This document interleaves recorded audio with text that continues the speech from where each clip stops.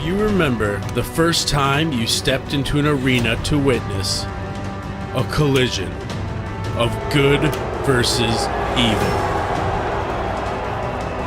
The excitement in the air, the roar of the crowd,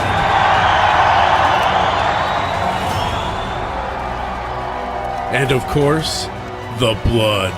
It's time to relive those memories big time. A historical wrestling lesson taught by your professors, the legendary Terry Sullivan and Supermouth Dave Drayson.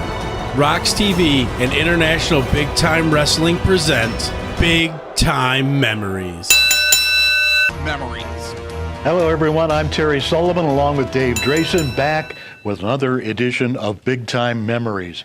And something really unique today, something very different, as we take a good, hard look at what happened to one of the most successful wrestling promotions in the world, on top in the late 70s, or late 60s, early 70s, and then eventually died. Well, we got to thank one of our viewers who really suggested this show for us. Yeah. We haven't thought about doing this, and it's basically the final days of big time wrestling. I mean, from 1965 through 1980, Detroit was really the premier territory in the country. You can, make a case for New York or L.A. or down in Georgia, Texas. There was just so many independent territories at that time. But I got to say, when you go over the guys that appeared in big time wrestling, from 65 through 80, it was a who's who. And God, it was just great memories. And let's bring back some of those memories and let's talk about and analyze what went wrong. Yeah. And some of it's factual. I mean, you can verify things like the economy at that point in time in the city of Detroit and the area. And some of it's subjective, and hopefully you'll be able to tell what's what. Well, tell me about the glory years, Terry. Yeah, to me, the glory years were 67 to 73. And I say 73 because that's when things started to decline. That's when attendance started to slip a little bit. And it really started to slip in around 75. We'll get into some of the specifics on that. And then in late 1974, it's like you and I and, some of the talent, Tony Marino, Killer Brooks, and the Booker Jack Kane, and so many others, we formed the UWA and had a rival promotion, which, I think you might have brought up in another show, is that we did that when the Sheik was on tour in Japan. Oh, yeah. And he wrestled one show there, and when he found out about it, he came back home. Yeah, that was the timing of it, and something which, quite frankly, I'm embarrassed by. I feel really, really bad about doing that to the man, because he always treated me so well, and screwing him like that was just not in my character. But we all, were drinking the Kool-Aid and thought, well, got to go along with this. So strategically, what's the best time the best way to launch this thing is when he's out of the country, and literally take it over. And nobody knew what was going on. It was a Friday night. We taped our TV in Canton, our first couple of TV shows, and the next morning I drove the tape to Channel 24 in Toledo. As we mentioned, the name on the contract for Canton and Toledo was Jack Kane. It wasn't the Sheik, it wasn't Edward Farhat.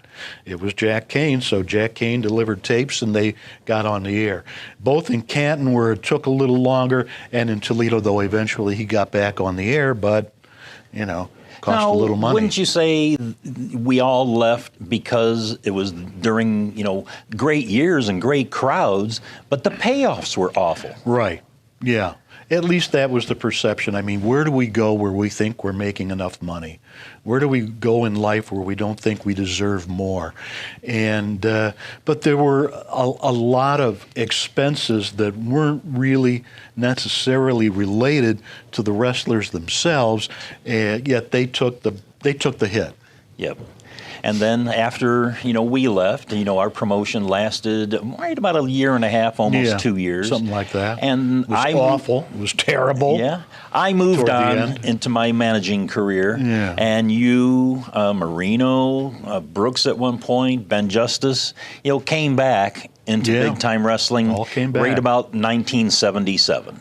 I came back in '76. Okay. I think Ben Justice came back quite a bit earlier, and gradually everyone came back. Okay, so when we'll talk about, how, the fall of big time wrestling and what went wrong, and let me give my perception Sure. first. Yeah. And then let me ask you, because you were around, Yeah. at the dying days, but I wasn't. Right. So this is what I have and this is what I remember. 1977, the guys that were in the territory at that time, really a guy, a who's who. You still had the Sheik, Bobo Brazil, Yeah. Abdullah the Butcher, Yeah, Dick and, the Bruiser. Sheik against Bobo Brazil. Let's do, and this is me being snarky, let's do that for the 10,000th time. Yeah. I mean, you know what I mean? Okay, and Dick the Bruiser, after Right. he stopped his promotional war against the Sheik, he was still in. Jimmy Valiant came in for a couple of shots. Prince Peter Maivia came in from Right. Hawaii. Superstar Billy Graham came in for a show or Couple two. of shots, right. Yeah, Gary Hart took over the booking. George Goulas came in. Tojo Yamamoto, those were Nick Yeah. Goulas guys from Yeah. Tennessee. The Funks came in, Terry Yep. and Dory Jr. Yep. Fritz Von Erich came back after almost a Yeah. 20-year His absence. son Kevin came in too. Kevin did Yeah. one show. Andre the Giant came in, Dusty yeah. Rhodes, Gino Hernandez. Yep. What a great little talent and that was to come Yeah. in. Thunderbolt Patterson came back. Tony Marino, when he came back after our UWA, he came back as a heel. Yeah. Which shocked the fans. Yep.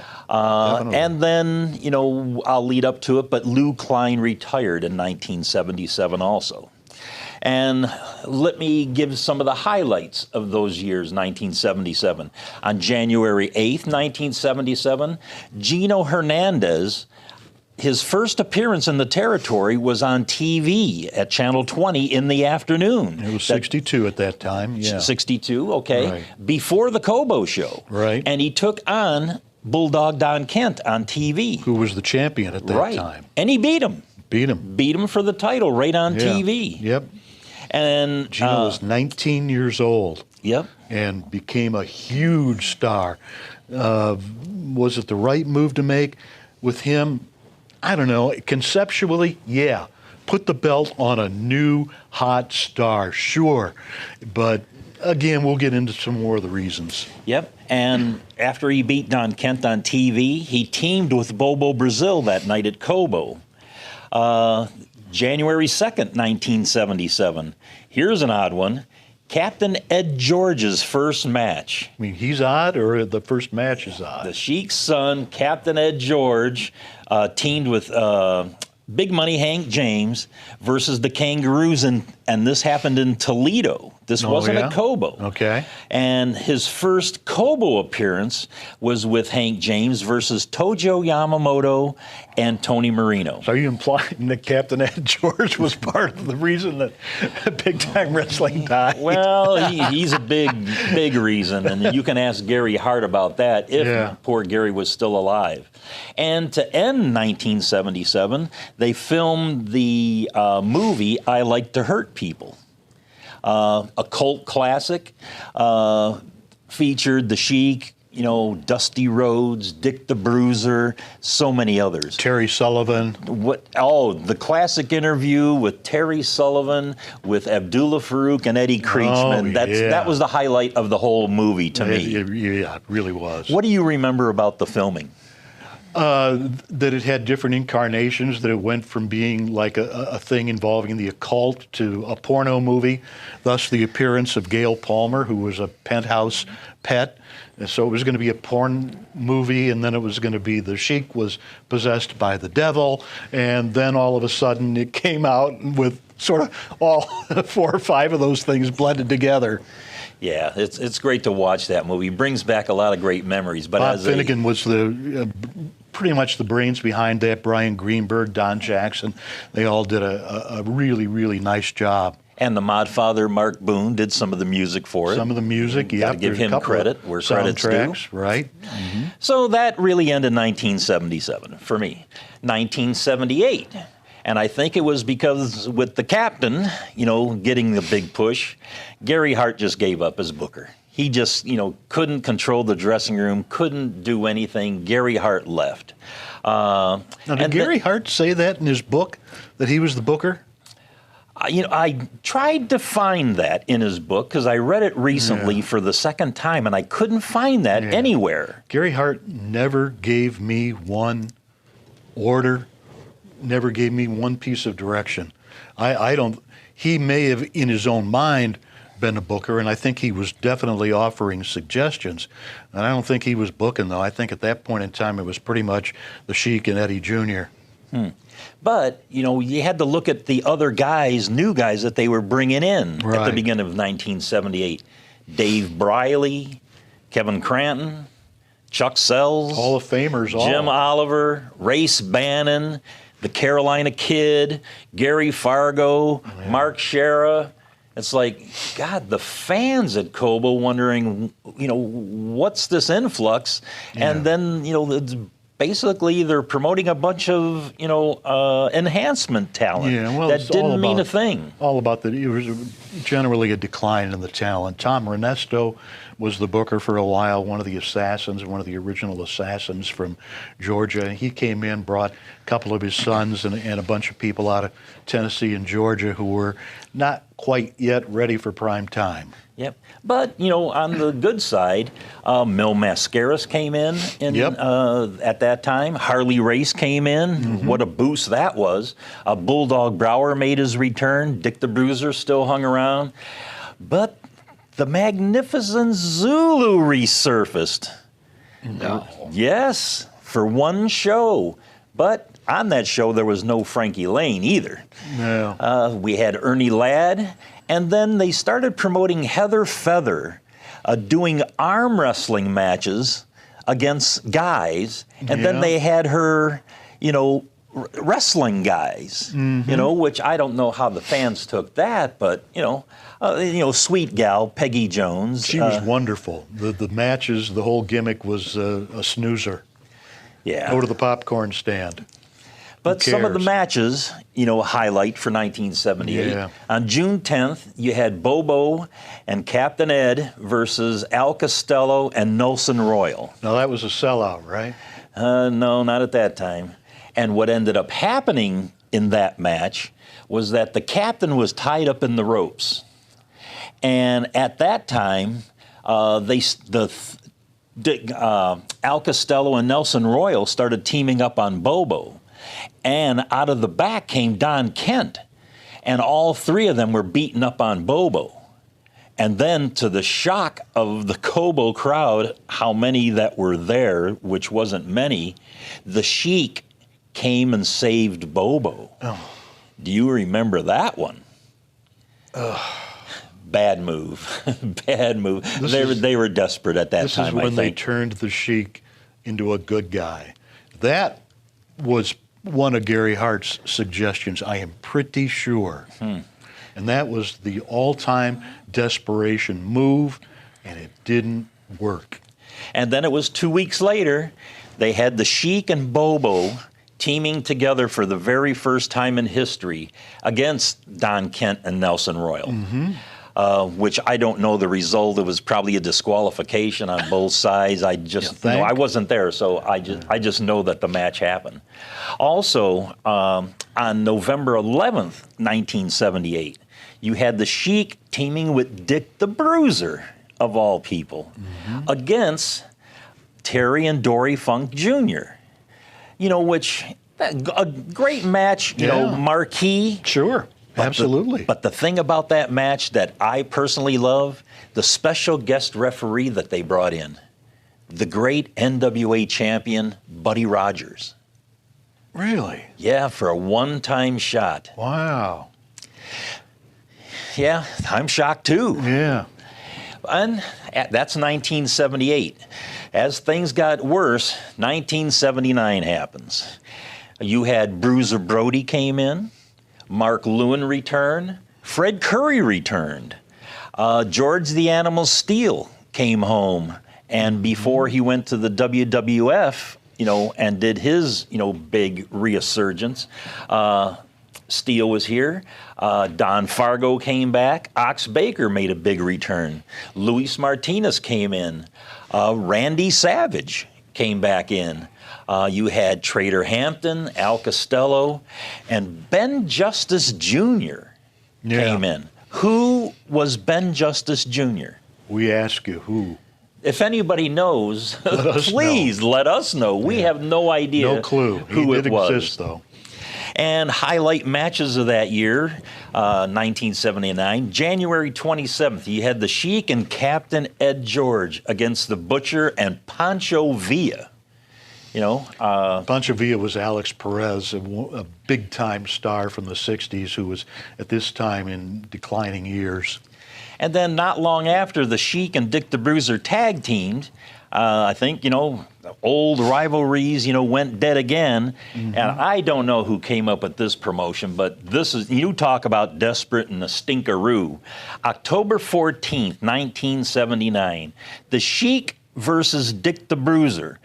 But they said that each man represented a different form of music. Oh, yeah. The Sheik represented disco, and Dick the Bruiser represented rock and roll. And I think that had to do with WRAF radio at the time where George Beyer was doing the Dick the Bruiser imitation. Right. So I think that they were doing a little promotion on that and stuff. Yeah, Bruiser was doing commercials for the Riff. And, you know, those, I think, are still pretty famous. So he had a natural tie-in with the Riff, and when he came back into business and then it came time for the Sheik thing, it was just a natural tie-in for the Riff, and I think it worked out pretty well, at least from there. The first Sheik-Bruiser match drew well. It was at Olympia, but it was a disappointment. They thought it was going to they thought it was going to sell out. Should have sold out, you know, no reason it shouldn't have. No. And it ended in a double disqualification. They were both fighting outside the ring. Yeah. You know, but in late 1979 and early 1980, you know, things were really getting bad. And it saw the return of Pampero Firpo. Dirty Dick Murdoch came back in. Ernie Ladd came back. Luke Graham came in for a show or two. He came in, teamed with Ripper Collins for a while. Yep. And then at the start of 1980, it saw Chief J. Strongbow come back. Yeah. Frankie Lane came back, thinking that he might see the Magnificent Zulu, probably. Strongbow was a boost for a while. Yeah. He was wonderful. Igor, you know, Mighty Igor stayed till the end. Don Kent, of course. Haystack Calhoun made a, reappearance. Abdullah the Butcher were still here, the Funks. And Killer Brooks made a return for one final time. And some of the highlight matches of that year, June 28th, 1980, there was a tag team tournament of all things. And a lot of the guys from Japan came in. And it saw Giant Baba and Jumbo Tsuruta beat the Sheik and Killer Brooks. And I remember talking to Killer Brooks about this. We were at a CAC in Las Vegas one year, and he says that was one of the highlights of his career to be able to team with the Sheik. Oh, yeah. Yeah, I mean, the Sheik was, Sheik really made Killer Brooks. Treated him like a son, made him a star here, when he didn't have to. Brooks was an enhancement talent under so many different names. Killer Brooks, and then he was the Hangman and the Bounty Hunter and, so many other things. But, then the Sheik really made him. And then from June of 1980 to October of 1980, the Sheik didn't run Cobo Arena. He was running shows in Lincoln Park and Melvindale. So I think, probably economy-wise, he wasn't able to afford Cobo anymore. You think so? Yeah. But on October 5th, 1980, he returned to the Cobo, Sheik versus Dory Funk Jr. in a nail board match. Desperate, who came up with this? And who's going to be wanting to, I know the Sheik ain't going to want to do any kind of job on a nails or Funk either. Who wants to get stabbed with nails? I don't know how that went, but it's like barbed wire, But on October 12th, 1980, saw the end of big time wrestling. It was the final show at Cobo Arena, and let me run down the card. Okay. They brought in the WWF champion, Bob Backlund, who went against Ken Patera in a no contest match. Bob Backlund worked twice. Wow. You know, for a WWF champion to work twice on a show, he teamed with Andre the Giant against the Samoans, who, you know, Andre and Backlund won. The Sheik took on Bob White in one surprise because it was supposed to be the Sheik versus Bobo. And for the first time I could remember, the Bobo no-showed a big-time wrestling show. Don Kent beat the mighty Igor. Malcolm Monroe beat Rick Bolton. The Davidson brothers beat Bobby Colt and John Boy Ruffin, our good friend. Yeah. And that was the show. Yeah. And you think about the shows in the 70s and versus that. You know, not that they're all bad talent, but you know, it wasn't the quality that Detroit was used to paying for. Yeah, and in those dying years, you know, 77 through 1980, you know, saw different champions, you know, emerge. You had mighty Igor finally got his chance to wear the belt. Ox Baker for a while. Terry Funk had it for a while. You know, it was a sad day, you know, when, you know, big-time wrestling died. Well, the thing with different champions was one of the things the Sheik was told is you got to give up the belt. We've got to have the belt on somebody else. Basically, they wanted the Sheik to get out of the picture. You've been here too long. You've been on top too long. Same type of main events, disqualifications, blah, blah, blah. The formula is dead. The formula is passé. It's no longer drawing. And, you know, we'll get into that a little bit more, but that was the reason for all the different champions, and it was an attempt to boost attendance, which just didn't work. Yeah. So through 1976 through 1980, you were there, you know, and I wasn't. So now let me ask you your take on the downfall of big-time wrestling. First and foremost, do you think the economy had anything to do with it? Yeah, the facts are that around the city of Detroit, around Michigan, there was a downturn around that time, and all entertainment was affected to some degree. There was just less disposable income to go around, and even though the Cobo Arena, the top price was what, $5 or $6, something like that for ringside. Back in the day, that was a lot more money than it sounds like now, and to bring the family to downtown Detroit. And it was just not going to happen as much as it used to. So, yeah, definitely some. And another effect, I would say, that caused its downfall were the constant no-shows. Yeah, and to me, the major no-shows that I recall were Dusty Rhodes and Bruno Sammartino for the rematch. They had met 2 weeks before, and Bruno was due to come in again for the rematch, and he no-showed. It was due to money. I mean, the specifics, you talked to Bruno about it, but it was all the specifics, who knows? It was due to money, though, that Bruno no-showed. Dusty no-showing, that was a major, major problem for people, even though at that particular time, things had already been in a downslide. Dusty Rhodes was the major reason that a lot of people came to the Cobo Arena that night, because he was becoming well known nationally, and him not showing definitely hurt. And what about Bruiser no showing?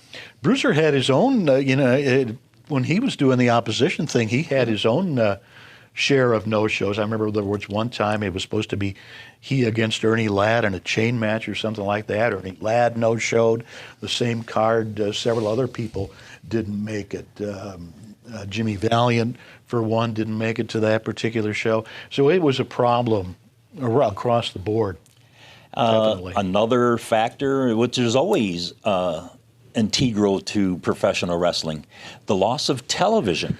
Well, it was the loss of Channel 50, and to me, my opinion, that was the start of the end. That was the beginning of the end when they lost Channel 50.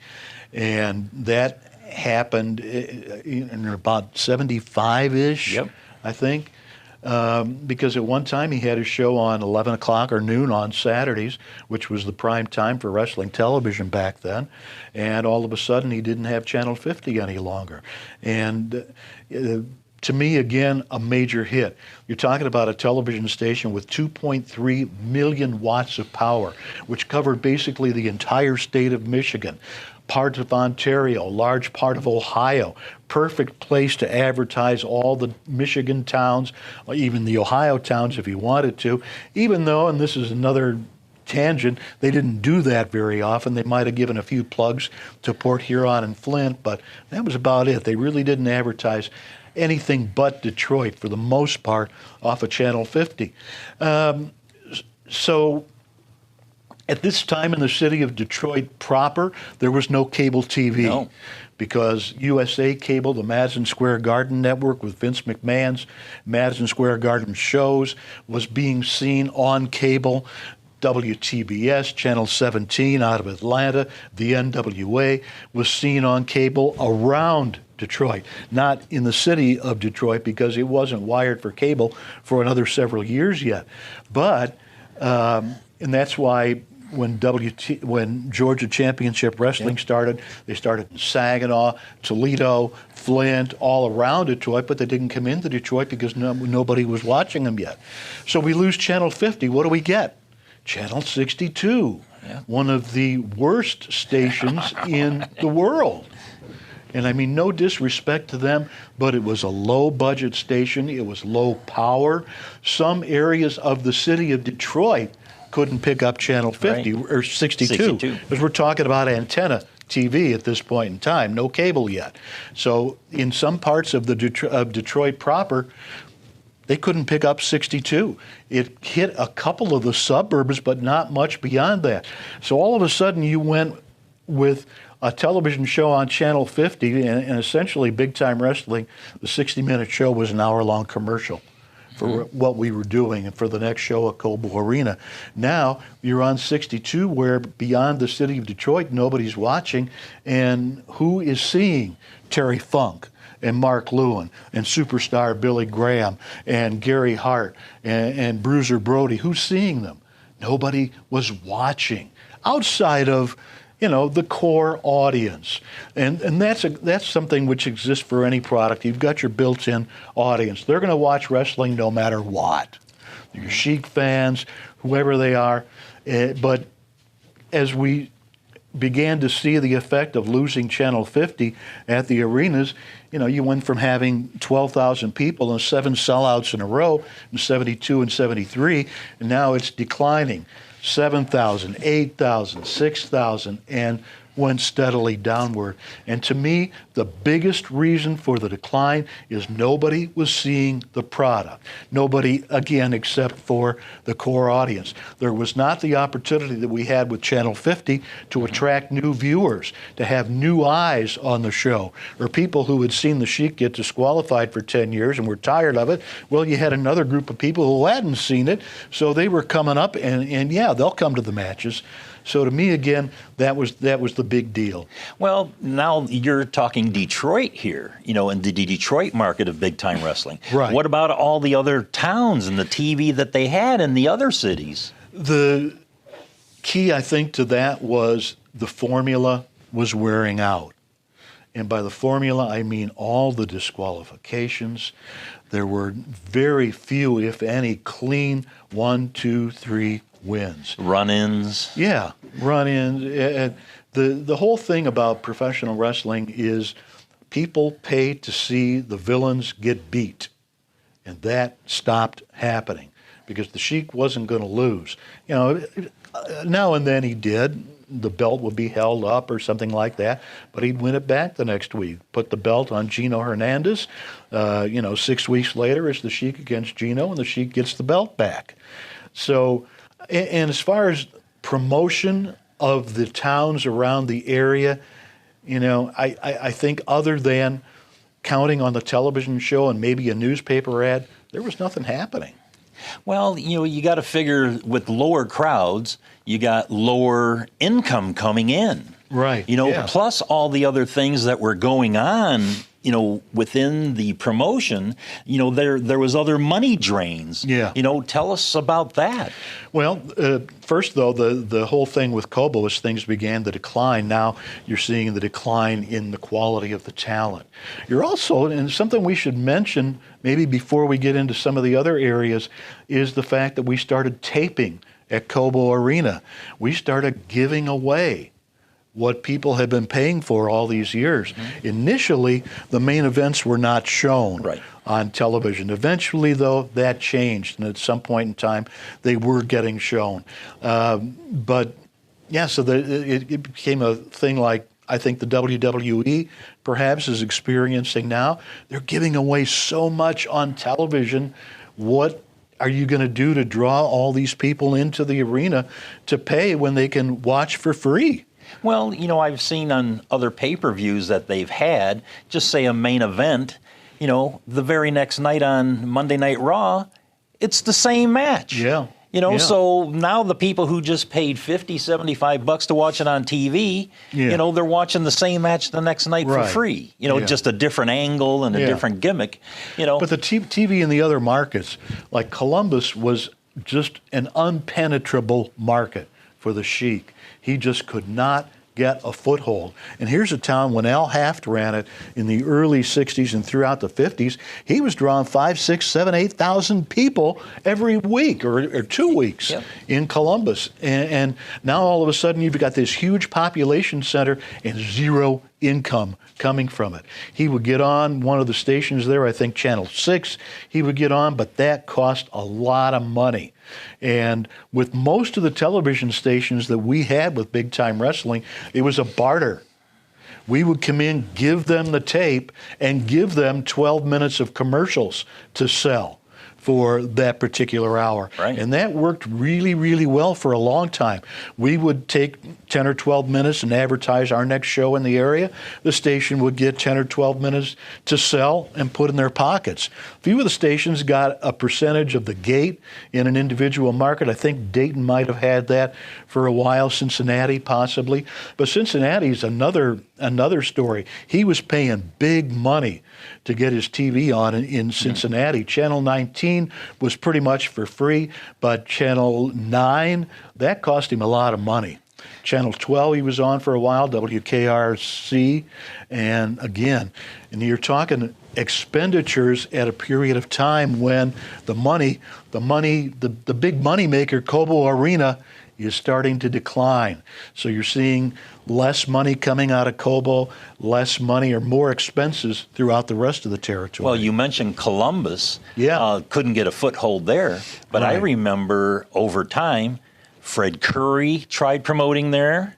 Bobby Davis, the great manager, tried promoting there. Buddy Rogers tried promoting there. And that's another reason, like you said, she was never able to get a foothold then. Cleveland, he ran Cleveland for a while. Again, it was problematic, just not drawing. Canton, you know, a couple of thousand people maybe if we were lucky. Now, when Eddie Jr. took over booking in Toledo and Dayton, it really started to bring things up. And that's a whole nother part of this discussion, but we can talk about that here as we go. The other money drains you asked me about, I got to think that one of them was the mansion that the Sheik built.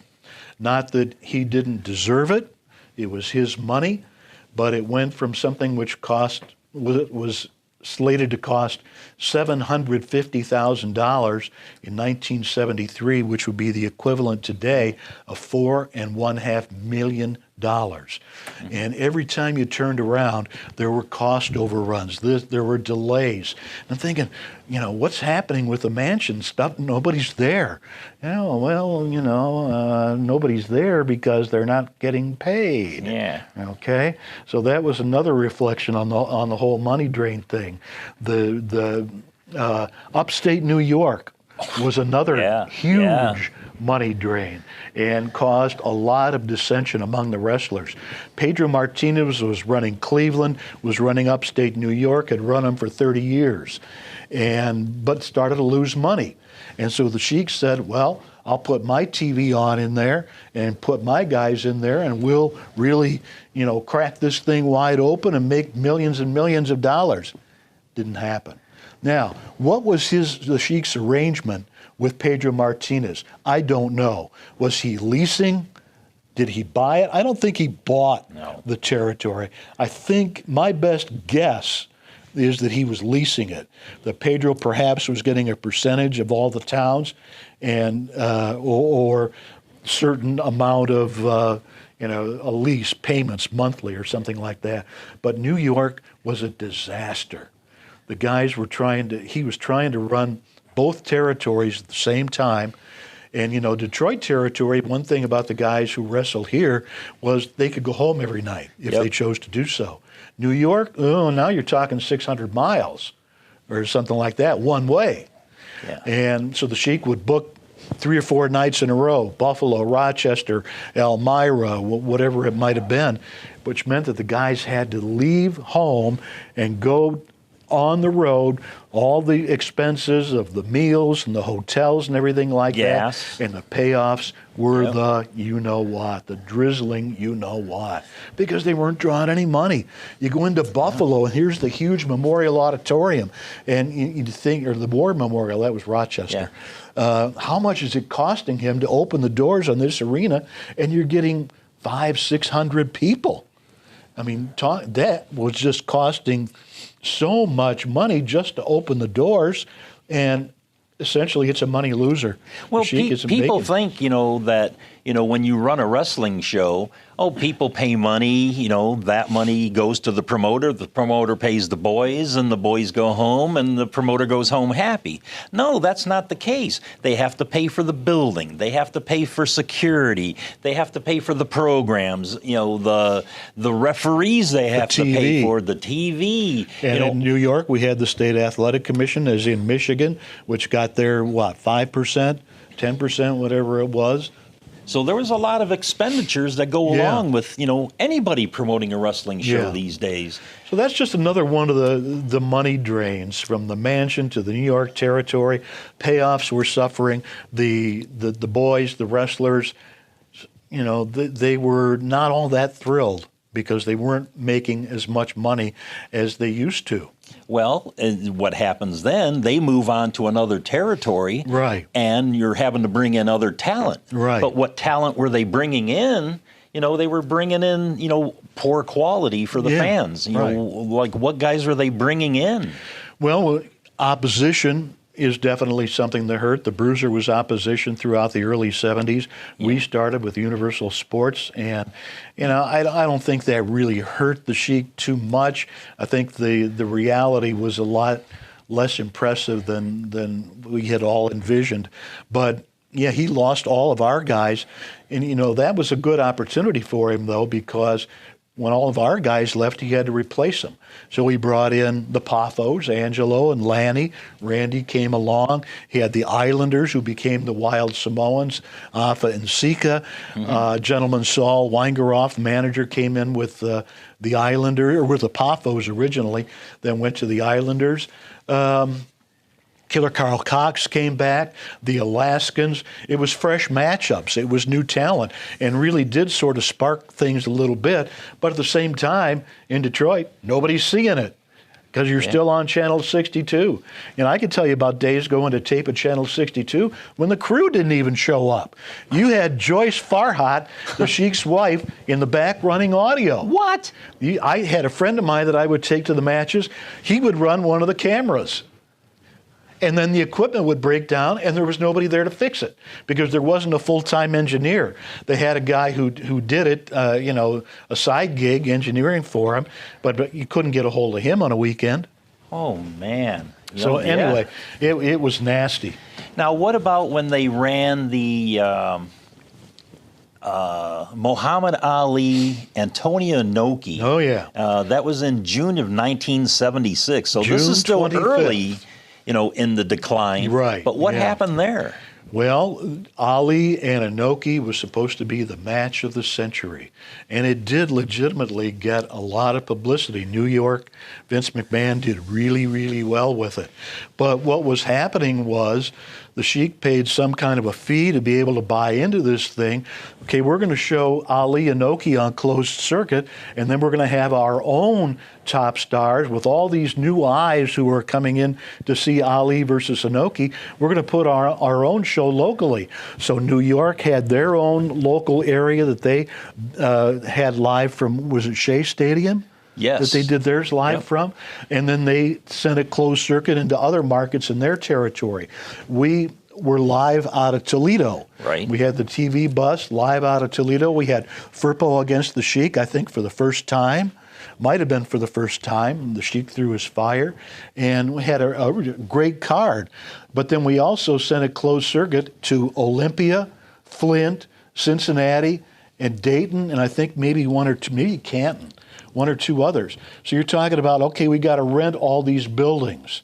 But yeah, hey, thousands and thousands of people are going to show up. Yeah, Didn't happen. They didn't. It laid a huge egg. Yeah, Toledo did okay, drew a few thousand people, but now you got this rent to pay and all these other arenas and no income to pay the rent. Yeah, because in Detroit it was shown at the Olympia Stadium, and I went there with my good friend Dr. Eric Goldenberg, and yeah, like you said, if there was 1,500, 2,000 at the most, I'm being generous there, and because they showed the Chuck Wepner against Andre.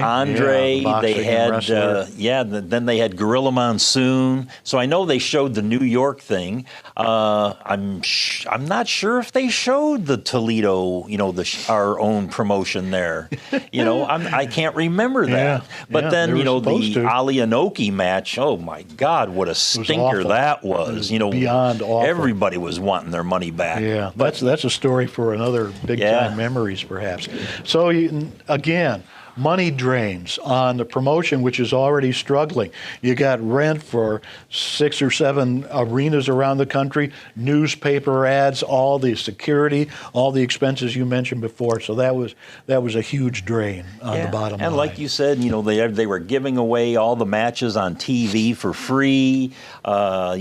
Taping at the arenas, which they had to do because now they were the TV stations were asking for money, to show, as opposed to we were giving them the show for free and they were making money. Now they're asking us to pay to have it on TV. Yeah. That didn't work out. And then the talent that, we were bringing in, they were bringing in some big names. Yeah. But, you weren't able to pay them because the crowds weren't there. And they were bringing in big names to Detroit.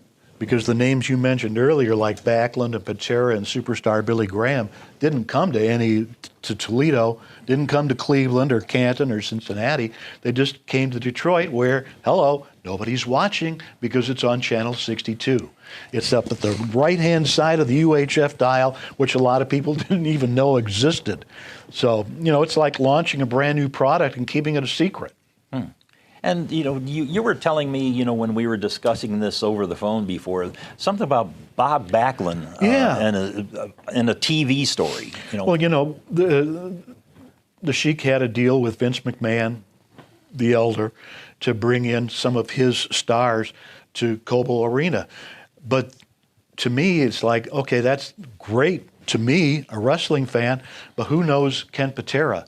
Who the casual wrestling fan or the casual viewer know who Ken Patera is? No. Do they know who superstar Billy Graham is and all these others? Well, how do you get them to know about them? You air TV matches. You say, Vince, send me some tape on these guys. I'll put it on channel 62 and we'll build them up over a period of weeks. Did that happen? No, didn't happen. He didn't get tape from Vince. And I remember when Backlund came in, he said to me, what's the problem? What's going on around here? The house is not good at all. And I said, well, we did the live TV show, but nobody's watching. He says, well, I would have come in for TV. Nobody asked me. Yeah. There's so many problems, and like you're bringing them up, so many problems, great talent. No fans, can't pay the guys, they're going to move on. And then you had, people like Gary Hart and Mark Lewin and people like that getting in the Sheik's ear and saying, you have to get out of Detroit. You have to stay off of the shows. They're burned out on you. And there was probably a lot of truth to that. But we were already down 2,000-3,000 people or something like that. And the Sheik booked himself someplace else. The big box office robbery night was during that. The Funks were in town. The Sheik was in, where did I say he was? Nashville against Andre the Giant. Right. Because they told him, get out of Detroit, take yourself off the show. Well, now we're down to the core wrestling fans who will come anyway. But if the Sheik's not on the crowd, then 1,500 more people stayed home. So, it was just even more awful when the Sheik didn't appear on the shows. And then, this other towns, like Toledo, Dayton, Cincinnati, Canton, Akron, Lansing, Grand Rapids, all those other towns suffered because they didn't get the attention that Detroit got, not in like years past. Right. And you're seeing the Funks on TV, and you're seeing Stan Stasiak, people like that, but they weren't coming to the other towns. They were just coming to Detroit. And, a lot of what the other towns was getting was rehashes. The Sheik against Bobo, the Sheik against Fred Curry, the Sheik against Igor. And it was the same ending every single time. The Sheik would have one of his screw job endings and send the people home mad. Yeah. Now, the philosophy was piss them off so they'll come back next time to see the Sheik get his. But that never happened. Yeah, that formula went by the wayside a long time ago.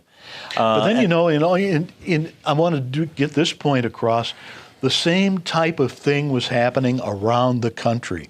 And nipping at everybody's heels was Georgia Championship Wrestling and Vince McMahon, the WWF. They were coming on strong. And the territories nationwide, with a few exceptions, Texas lasted a while, Memphis lasted a while, but the rest of them were all dying off. Yeah, and like you said many times before, the Sheik was big-time wrestling. He was the draw. If he wasn't on the show, crowds suffered. Yep. Even in the glory days, when he'd go to Japan, on tour, and then come back a few weeks later when he'd be on the shows. But, in the dying days, as great as he was, the 5-minute matches, the screw jobs and stuff, what do you think the Sheik's formula that people got tired of? Well, that was it. We just said it. It was stale. There wasn't a whole lot fresh. Gino Hernandez was fresh. He was new. He was young. He was good looking. He was everything you want in somebody you could push to the moon. Was he the right guy to do it with? A little too young at 19, perhaps. I think in concept it was a great idea. But where did we go with Gino? Nowhere. He was just a face in the crowd after that initial victory for the U.S. title. Now, to me, I've known him since, almost the start, as a fan, and got to know him when I became the photographer for Big Time Wrestling, and then when I started my managing career. But over time, he was just, I don't know if I could say the right word on television here, but, oh, God. He was just mean and nasty to everybody. He was a big, let me ask you, do you think letting Eddie Farhat Jr., the captain, look at this, he's putting it on me. book shows and then putting him in the ring? He didn't even look like a wrestler. No. And he got the push. It was desperation. Do you think putting him in those positions help or hurt Big Time Wrestling? Putting him in the position that he was put in, let's talk about him as the booker, the man in charge of what's going to happen in Dayton and Toledo. And we're talking now, he's in his mid-20s, and he's grown up in the business. He knows what's going on, and he would help the Sheik with the booking and Jack Kane. But gradually they told him, okay, you're getting a little bit older, you got all these ideas, we'll give you Toledo, we'll give you Dayton. Good move? Yes. Did it pump the crowds up? Tremendously. For a while in 72 and 73, Dayton was drawing better than any other town except Detroit. And Toledo really started popping. But what he was giving the people was violence. It was nothing like ECW eventually Right. was. I mean, it was really ECW light, but it was violent, much more violent type of wrestling than the people had ever seen before. Well, it's always been said, like, when I'd go to St. Louis and, go to the Kiel Auditorium for Sam Muchnick's promotion, which was fantastic, that was pure down and out wrestling. Yeah. And you very rarely seen violence. There was a strict rule by Sam Muchnick, no fighting outside the ring. Yeah. And if blood ever came in, it was few and far between on the shows. Yeah. Sam Muchnick was, very against blood. Yeah. But that's the one thing in big time wrestling that fans could come, to the shows. They always expected blood by the Sheik and his opponent. Yeah. Violence, fire, all the craziness. Boards, barbed wire, nail board, yeah. Right. The Arkansas Club death match with Haystack Calhoun, and all the craziness. But I think Eddie helped in terms of really pumping up the crowds. Was the violence a good thing or a bad thing? I don't know. Him in the ring, did he get over? Yes, he did. Yeah. Don't ask me why, but he did. The people took to him. Personality-wise, he had a lot of animosity from a lot of the boys. He had never been in the ring. He was sort of obnoxious, real antagonistic. You couldn't tell him anything. He would get mad. He had a quick temper. So in that sense, didn't do the business a whole lot of favors. But again, was he successful in his time? Yes. And like you said, the same thing was going around the country in all the territories, L.A., Texas, Kansas City, the Northeast, or the Northwest, I'm sorry. Just attendance was declining. Economy had a lot to do with it. The expansion of the WWF had a lot to do with it. Yeah. They had the TV. Yeah. And that's always been said. If you don't have TV, you don't have a good, successful promotion. So, in conclusion, I would say, was there one reason? No. It was a series of reasons, all of which sort of snowballed and caused the demise, not only of Big Time, but of other similar promotions. Well, hopefully in this segment we answered your questions. What was really the downfall of big time wrestling? What caused it? The goods, the positives, the bads, the guys, the money, whatever. Yeah. I think, Terry did a fantastic job trying to explain it to you. Well, a lot of it's my opinion. As I said, other things, the economy, things like that are factual.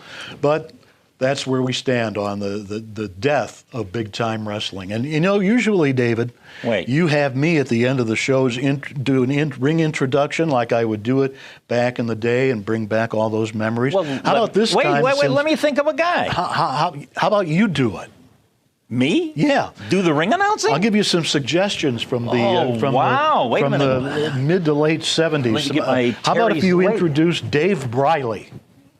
And don't remember him? Who? How about Kevin Creighton? I don't remember him either. You can't remember him? Wait a minute. Chuck Sells, Race Bannon, Mark Sherraw, Axe Grossman. Who? He's stumped. Are you ribbing me here? No. I don't remember him either, to be honest with you. Mercy sakes, you give me the opportunity and you throw me ribs like this. I'm going to throw a rib right back at you. Okay. I'm going to do a final introduction. Okay, go ahead. Introducing, from Williamston, Michigan. Where was he announced from? You know who I'm talking about. Atlanta. From Atlanta, Georgia. Weighing in at, mercy sakes, he weighed what? 280? 3,648 ounces. Here he is, introducing the captain, Ed George.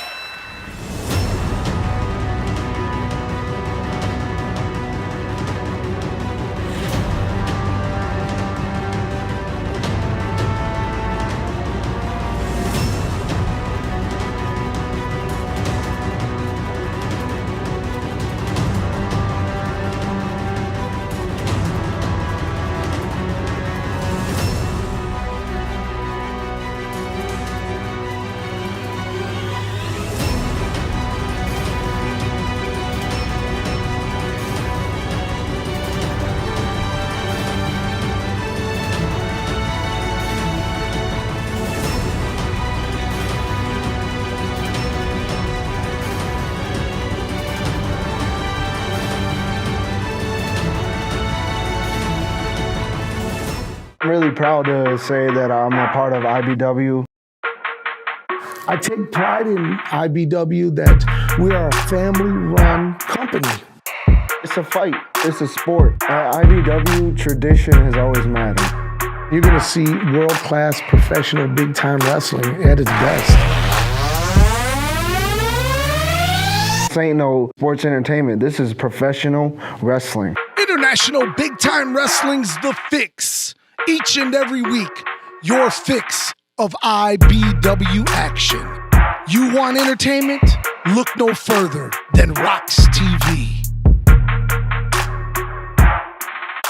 International Big Time Wrestling! Wrestling fans, if you like what you've seen, don't forget to like, comment, subscribe, and also don't forget to ring that bell.